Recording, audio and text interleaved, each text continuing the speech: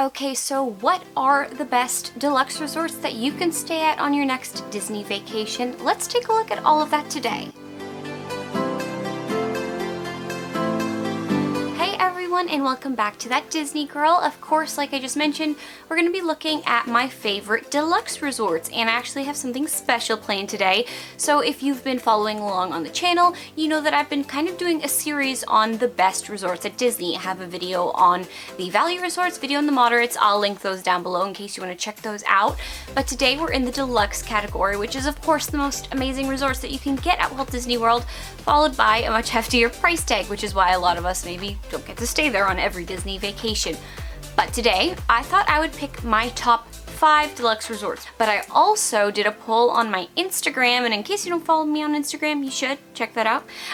But I wanted to see what all of your favorite deluxe resorts were, and I tallied those up, and I will talk about those after and see if my opinions and thoughts compare to what yours are. Okay, so number 5 is going to be Animal Kingdom Lodge. Animal Kingdom Lodge could possibly have one of the worst locations since it is close by to Animal Kingdom, which means it is far away from everything else that Disney has, but also it's close by but not in walking distance, so you don't even have that perk for it. So I'm going to say that's Animal Kingdom's biggest ding, but I also think that it might be the best themed resort that Disney has on property because there is a literal safari in the backyard. I don't know if there's like another kind of resort that you can stay at in the world. I'm sure there is, but that you can literally just like look out your window and you see a safari. Definitely nothing in the United States. You definitely have to go to like Africa or something more like that in order to be able to experience looking out your window and seeing a giraffe walk by, and it makes the price point worth it. And also there's 2 resorts on my list that I'm gonna say the price points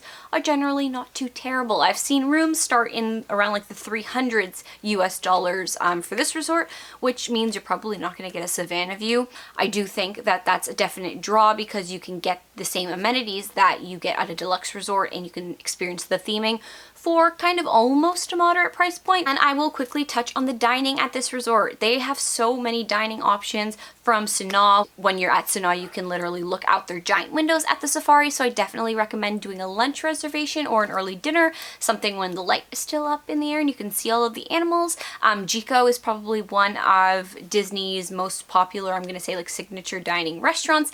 That's at Animal Kingdom. I think there's also a lot of learning opportunities here. Since Animal Kingdom is pulling from lots of cultural experiences, there are lots of cultural representatives that are going to be working at the resort and people that could teach you so much more about their cultures. There's lots of people that could teach you about the animals all around the resort, and there are also like paid opportunities for you to do at this resort. You can take, I believe it's like different safaris that you can actually go into the real safari that the lodge has to offer, and there's I think a nighttime one that you get like night vision goggles. I'm not 100% sure, but I'm pretty sure that that's something that exists. I think that these are things that just really enhance your Disney stay. It makes it possible to do a staycation at this resort because you don't necessarily need to be in the parks to be experiencing something that's so magical and so inherently Disney, like so detailed and focused. Also, I got to see the 2-bedroom suite a few years ago. I'm sure there's been some renovations since then, but I will say that the detailing inside of these rooms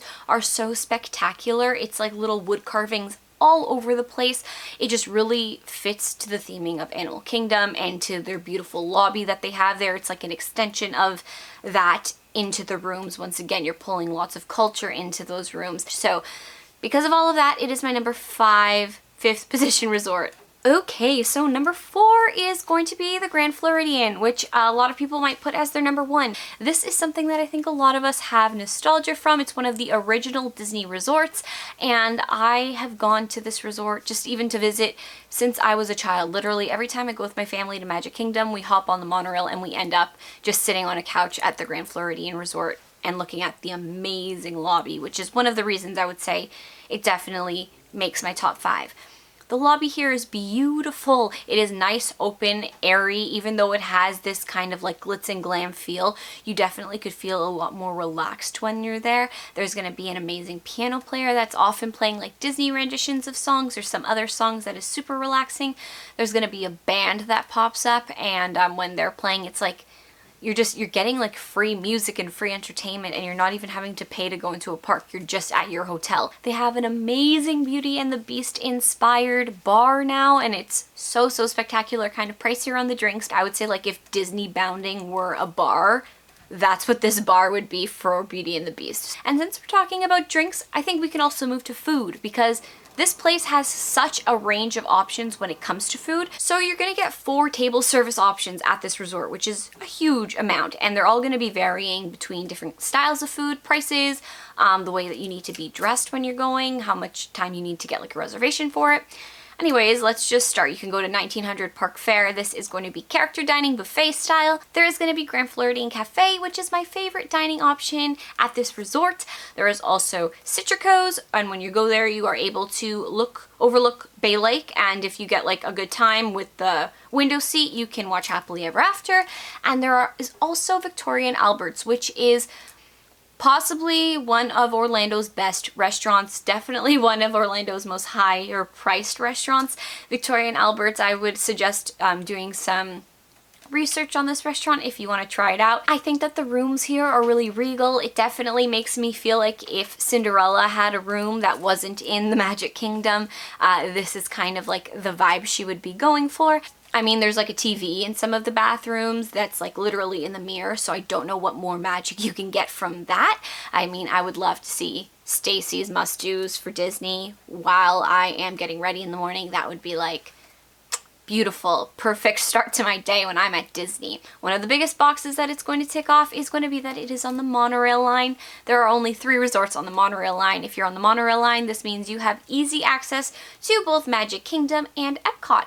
And although there's not a walkway right now to get to the Magic Kingdom, that is something that is currently being built. So in the future, you'll be able to also walk to the Magic Kingdom. Okay, so now we're getting to the top 3. Number 3 is what I was unsure of, like, which one was going to get this spot, and I decided to give it to Wilderness Lodge. Wilderness Lodge, I think, has like a special place in a lot of our hearts. It feels so homey when you're there. I think it has the most fabulous lobby of any Disney resort. There are so many hidden details in there. It feels so cozy and yet so open all at the same time.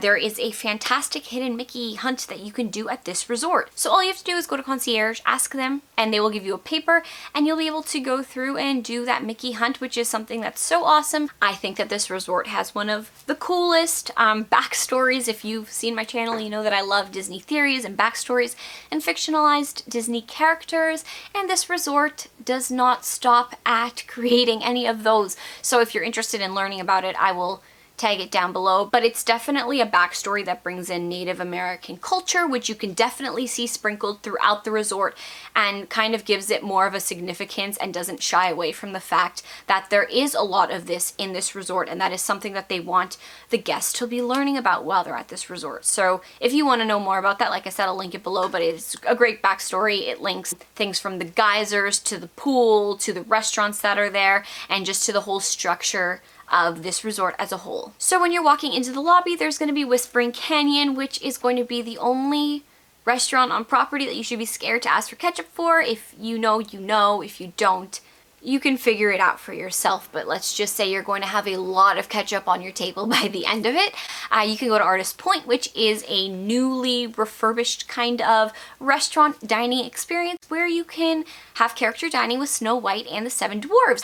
There is also Geysers Point, which is a quick service restaurant, which is possibly one of the best quick service restaurants I think you can get on property, let alone at a Disney resort. Has lots of very good quality foods. Okay, so if we're going to talk transportation, I think the location of Wilderness Lodge is actually spectacular, and that is because although you're not on the monorail line, there is a specific boat that you can take that's going to bring you directly to the Magic Kingdom, which means that only the people at your resort are going to be the ones that are using this boat. And the reason that I think this makes my top 3 resorts at Disney is that you are in walking distance to the campgrounds at Disney World. So the campgrounds are going to feature literal places where you could go camping. They're going to be the cabins at Walt Disney World.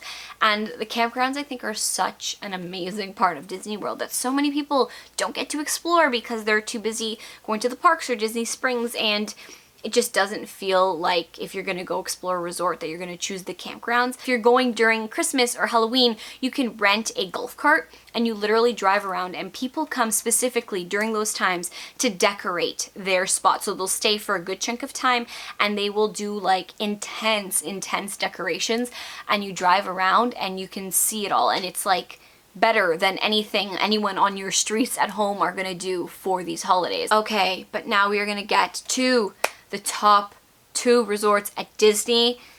These are my favorite resorts. I would love to be able to stay here every time if I could, but I think they're so magical. There's so much detail in them. I had a really tough time deciding which one was gonna be 1 and 2, but this is what I went with, and I'm not gonna second guess myself. So number 2 is going to be the Polynesian. So the Polynesian is one of the original Disney resorts. I think it has such an amazing tropical Hawaiian vibe when you're there.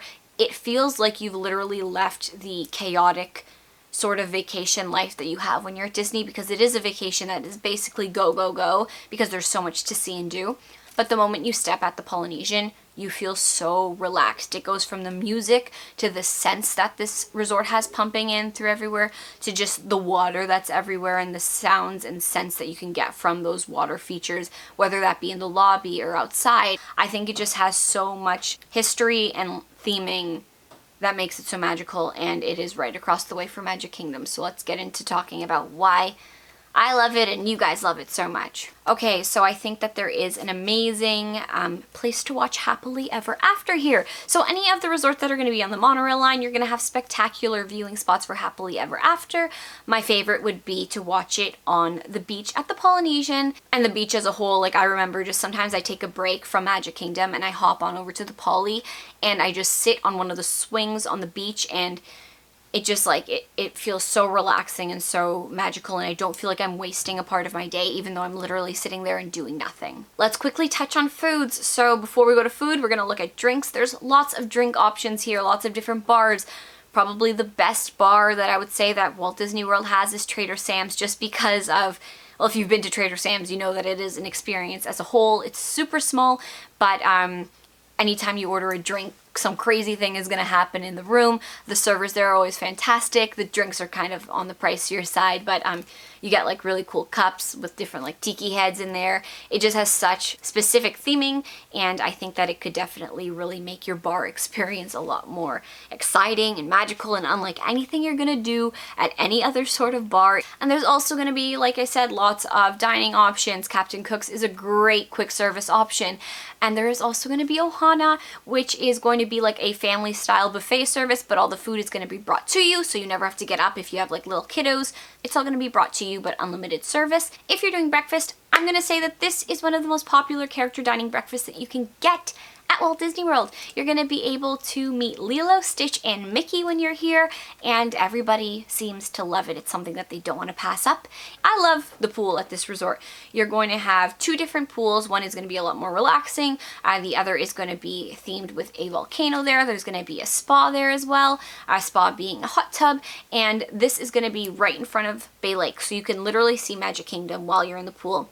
And if the pool's open and you time it right, you can watch Happily Ever After from the pool, which, like, that's amazing. You can watch it from a hot tub. I mentioned cultural reps when I was talking about Animal Kingdom. There's also going to be lots of really interesting cultural reps when you are at the Polynesian. Again, this is another resort on the monorail line, which means transportation is fantastic when you're staying at the Poly, and soon it will also be able to have that walkway that the Grand Floridian will be having to be able to walk on over to Magic Kingdom, which is a definite plus. But anyways, it is time to go to my number 1 Disney resort on all of Disney property. But I think it is the most fantastic Disney resort. If I could stay there today, anytime, every time, that would be amazing for me. So that is going to be the Boardwalk.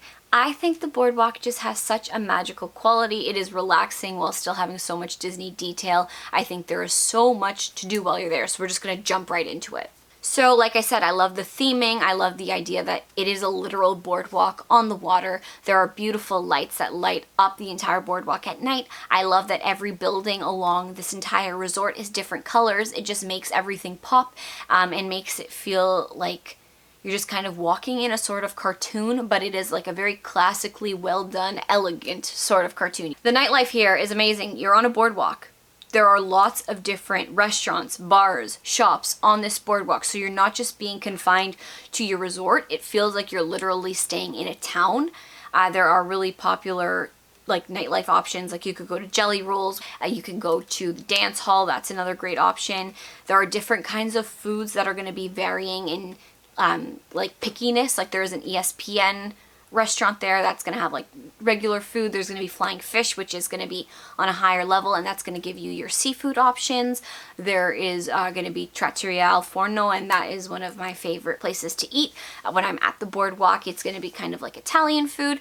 In the morning there, you're going to get character dining with Rapunzel, Flynn Rider, Ariel, and Eric. So those are characters that you might not get to meet as often. I don't know another place you can meet Flynn Rider ever, like even a meet and greet. Maybe I'm wrong, let me know if I'm wrong, but I don't think so. It also has a fantastic location, and this is why. You're in walking distance to the Skyliner, so if you want to go to Hollywood Studios, it's literally a 5-minute walk to hop on that Skyliner, and then you can do your transfers and get there. So no bus needed.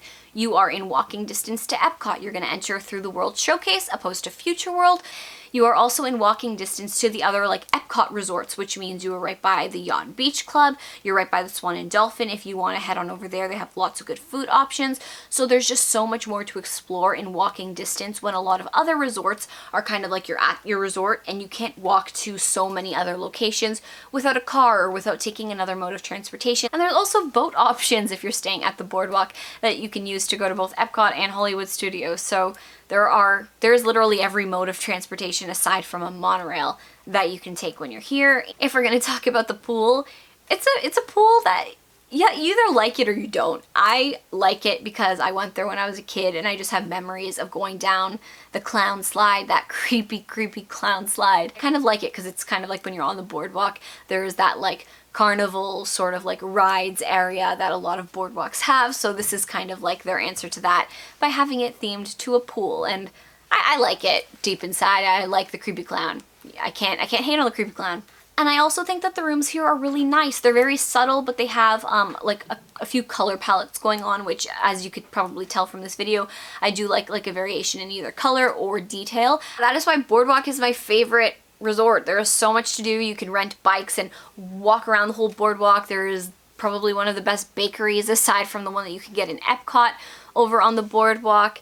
It's just like somewhere that you can spend a full day at and not feel like you've wasted your Disney vacation and you've been so busy throughout the whole day, because there are so many activities that the resort provides, as well as things that you could just be exploring. Okay, so I mentioned that I also did a poll on Instagram, so I'm gonna just list out what you guys all said as your top 5 resorts. And let's get to it. We're gonna start at number 5. So at number 5 is my number 1. You guys chose the Boardwalk, which I'm a little bit surprised that it fell that low, but also not kind of surprised.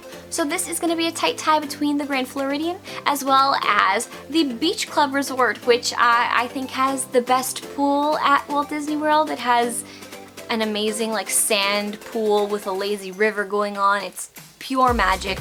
You can't sneak into that pool even if you tried. It has like lockdown security, so that's something that you could definitely only get if you're staying at both the Yacht and Beach Club. But your pick is the Beach Club, which I think I would put that maybe in my number 6 slot if I was gonna be doing that. Number 2 was the Wilderness Lodge, which I'm actually surprised about. I thought that Grand Floridian might have hit like number 2, but I agree with you guys. Wilderness Lodge is fantastic. Number 1 is what I kind of, I guess, assumed. It is the Poly. I think we can all agree that the Polynesian Resort is a spectacular Disney resort that we would all love to be staying at right now. Okay, you guys, so that's it. Those are my top 5 resorts, as well as your top 5 deluxe resorts that you can get when you're staying at Disney. If you agree with me, if you disagree with me, if there are points that I've missed out on these resorts that you think make them amazing and magical and a perfect experience, comment them down below, because we definitely need to keep this discussion going on more and more. I could talk about Disney resorts all day long, so I don't want to stop now. I also just wanted to say, if you enjoy this video, give it a nice big thumbs up. If you like talking Disney, you gotta subscribe to the channel because I try to put out a Disney video every single week, whether that be about reviews, histories, things to do planning your next vacation, different theories I have. It's a whole slew of ideas that I have that come into my Disney brain, and I always want to talk to you guys about them. So if you also enjoy talking Disney, this is the place to be. But until then, I will see you guys real soon. So bye everyone.